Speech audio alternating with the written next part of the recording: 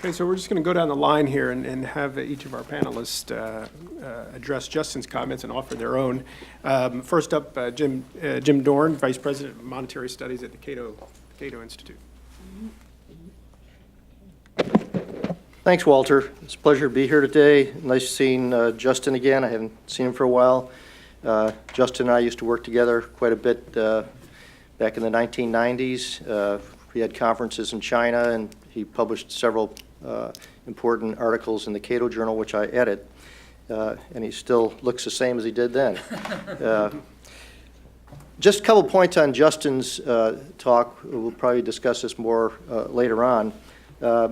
He mentioned that he thought that infrastructure is the most important or key element in economic development.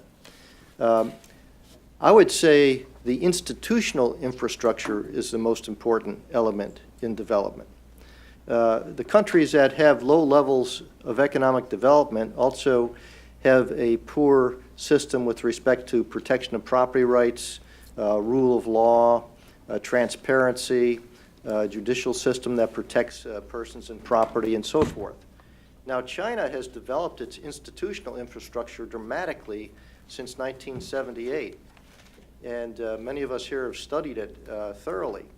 And it's a combination of kind of a bottom-up, top-down approach, both experimental and market-oriented, and also guided by ideas from officials and think tanks and scholars like Justin. So it's not one or the other, it's both. And markets depend upon institutions. You can't have a free market unless you have private property rights, which means freely exchangeable goods and services, protected by a contractual system in which the legal system is transparent and, again, protects persons and property. China's trading system has developed dramatically over time. As Justin pointed out, it was very autarkic before 1979. They had a few state monopolies in trade, but foreign trade was not a part of China at all. Today, as Justin pointed out, China is the largest trading nation in the world and the second largest economy, and even the largest economy on a purchasing power parity basis, although per capita income is still pretty low in China since it's got such large population. So that's one point I wanted to make on Justin's talk. The other point is that, yes, they do have large foreign exchange reserves. Those were built up to protect the currency, basically, and they've been spending a lot of dollars to prop up the currency lately, losing foreign exchange reserves. And Justin pointed out that they can get a higher return when they do keep foreign exchange reserves on this one belt, one road probably, than they can on treasuries. Well, one of the problems in the United States and in China is that interest rates are somewhat administered, even in the United States with the Federal Reserve. They've held interest rates very low for very long. It encourages risk-taking and a misallocation of capital. They've engaged in credit expansion, credit allocation, which central banks are really not supposed to do. I wrote a paper recently called Monetarism with Chinese Characteristics. China actually looks at the money supply, but they do have administrative controls. The interest rates are not completely free. They have liberalized somewhat. And the foreign exchange rate is not market determined. And the capital market is closed, but it's not totally closed. So I think Justin's totally correct in terms of let's get rid of the distortions in the pricing mechanism, especially the intertemporal pricing mechanism, which is what the interest rate is, and let the markets set the exchange rates and conduct monetary policy to stabilize long-run prices so that you have some type of certainty in the system. And in that type of arrangement, China would benefit tremendously. They wouldn't have to hold $3 or $4 trillion worth of foreign exchange reserves. They could use that money for domestic investment and restructure the economy away from investment-led and export-led growth to a more consumption-oriented system. And I think the One Belt, One Road may divert attention from that somewhat. China has a lot of problems. Their growth rate has slowed down. They have a problem with respect to a shadow banking system in which the interest rates have been suppressed, just like they have in the United States. There's financial repression in both the U.S. and China, which means negative real interest rates. So people in China don't have the same investment opportunities as we do in the United States. But they're going to try to take on more risk and take on more debt, more leverage. And that presents a problem down the road. China's been able to manage those problems pretty well. Their central bank has an excellent staff, and they've done a good job overall. They've kept inflation down, and they didn't get into the same financial crisis we did back in 2008. To their, they should be congratulated for the way that they've managed their economy, actually, achieving such tremendous growth since 1978 and lifting, well, people lifted themselves out of poverty. The government got out of the way and let them run their own businesses and own their own homes and so forth.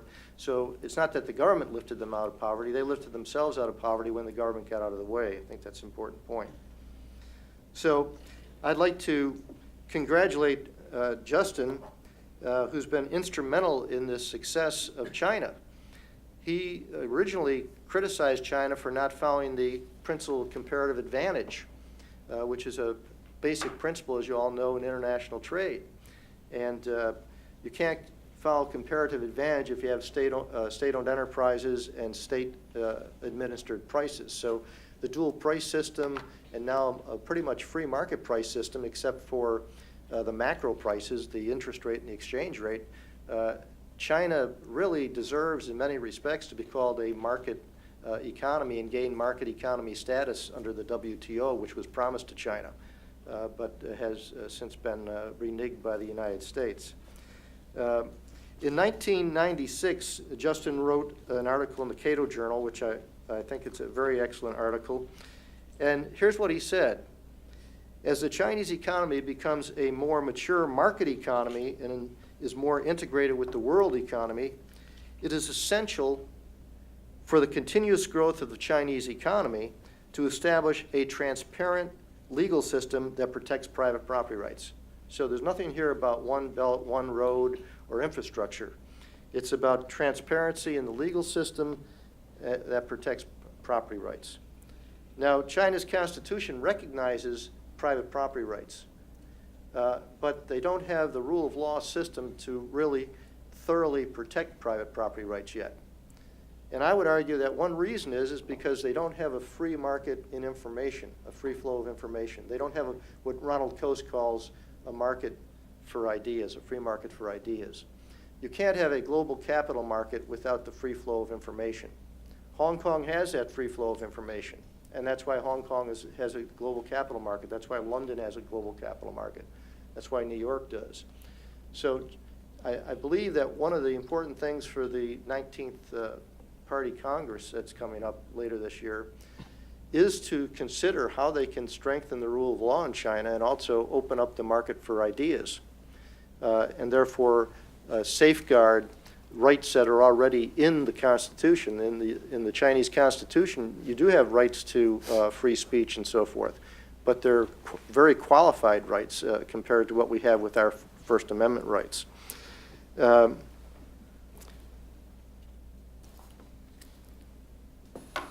I would argue that a transparent legal system is necessary not just for economic development, but for human development.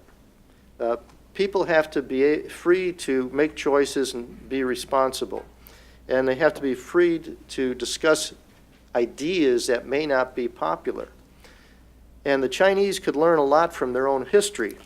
When you look at China, for example, and you go back to some of the ancient thinkers, you find that they did have a concept of spontaneous order.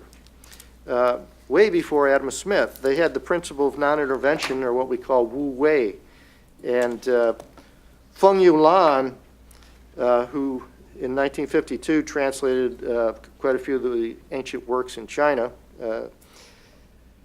When he was discussing the Taoist Zhuangzi, who was writing during the warring period in China during the 4th century BC, and he was a follower of Taoist, the famous Taoist Lao Tzu. Feng interprets him as follows. He said that, quote, "Since good order is generally desired, one need only let things alone, and good order will result spontaneously." That's pretty much Adam Smith's thought, invisible hand doctrine. But this was way, way before Adam Smith. The famous legalist scholar, Han Fei-Tzu, is often misinterpreted as kind of a hardcore statist, but he's not. He accepted most of the Taoist principles, but he went further and he said that the rule of law is important because you just don't get spontaneous order out of nowhere. It has to have a system of laws and incentives so that people move in the right direction. And that's where true harmony comes from. Now, President Xi, in his Davos speech, gave high marks to free trade. And he said protectionism is like locking oneself in a closet in a dark room. Well, he also said that, not in that speech, but in 2015, quote, that freedom is the purpose of order.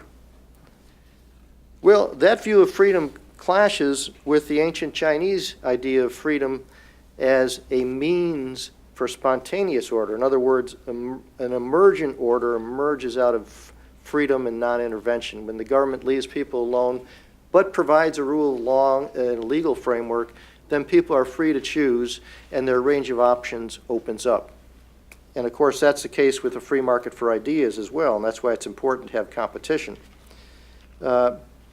President Xi also said in 2015 that China needs to, quote, to make good use of both the invisible hand and the visible hand. They know about Adam Smith in China, and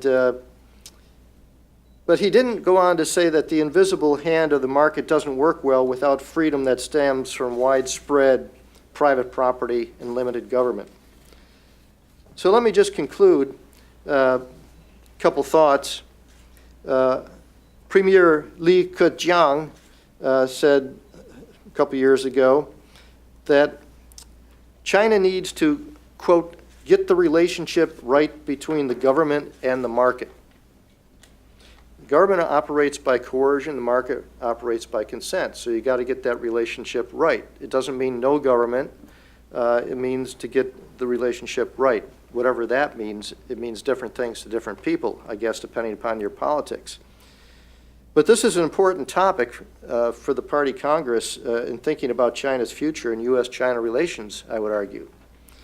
And as I said, China can draw on ancient thinkers, and it can draw on current thinkers such as Justin Lin, as well as Western thinkers, to grow a transparent legal system that protects property rights, as Justin argued for. Finally, I would argue that the U.S. can help in this process by itself embracing free trade and adhering to its constitutional principles. What we hear in Washington a lot these days is anti-free trade, protectionism, and we should be the leader, the guiding light with respect to a free society and free economy. So I'll end with that because my time's limited here. Thank you. Thank you, Jim.